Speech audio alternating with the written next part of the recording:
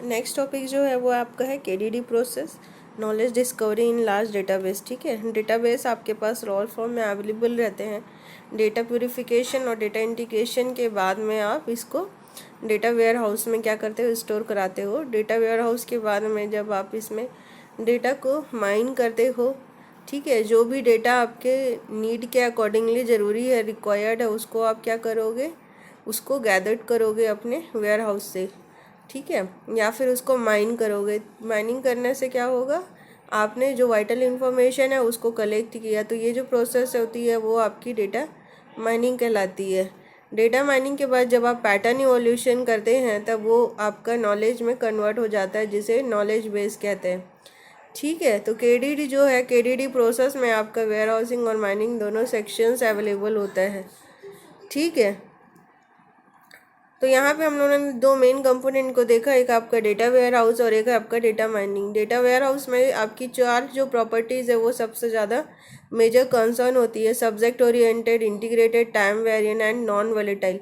ठीक है, जो वेयर हाउस होता है इसी 4 कैरेक्टरिस्टिक के ऊपर बेस होके बनाया जाता है। और नेक्स्ट जो है आपका है वो डेटा माइनिंग। डेटा माइनिंग जो होती है उसका जो मेन प्रिंसिपल है वो sorting through a large amount of a data and picking out relevant information.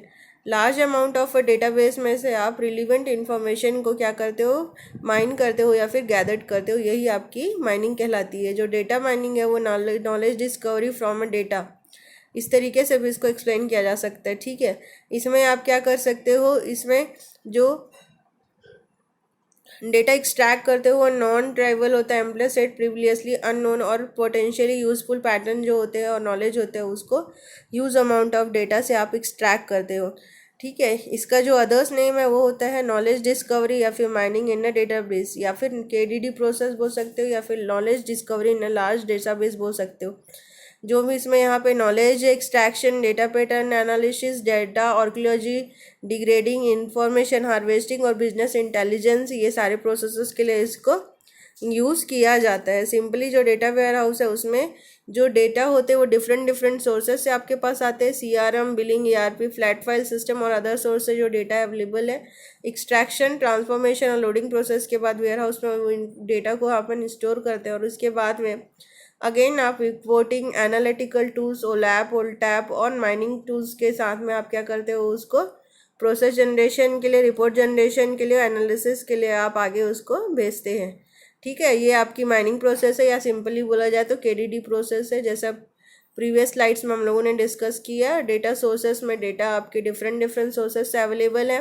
Data consolidation और वेयर हाउसिंग में कंसोलिडेटेड डेटा को आप क्या कर रहे हो, इकट्ठा कर रहे हो, जमा कर रहे हो। डेटा प्रिपरेशन के बाद में आप उसमें जब आपका जो डेटा प्रिपेयर हो गया उसमें से जो वाइटल इन्फॉर्मेशन है उसको आप माइन करते हो तो वो माइनिंग डेटा कहलाता है। जब आप उसमें विजुअलाइजेशन, मॉडलिंग, पैटर्न इवोल्यूशन ये सब करते हैं, प्रोसेस अप्लाई करते हैं, तो वो जो माइंड डेटा है वो आपका नॉलेज कहलाता है, जिसको हम लोग इसीलिए इसमें बोलते हैं कि knowledge discovery in large database, KDD process और अ माइनिंग प्रोसेस। ठीक है,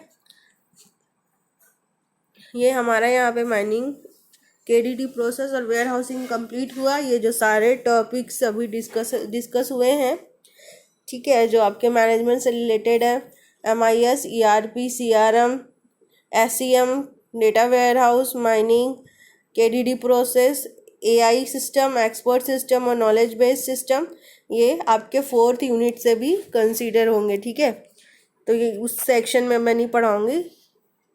तो यहाँ पर ये टॉपिक आपका कंप्लीट हुआ। ओके, ठीक है, थैंक यू स्टूडेंट्स।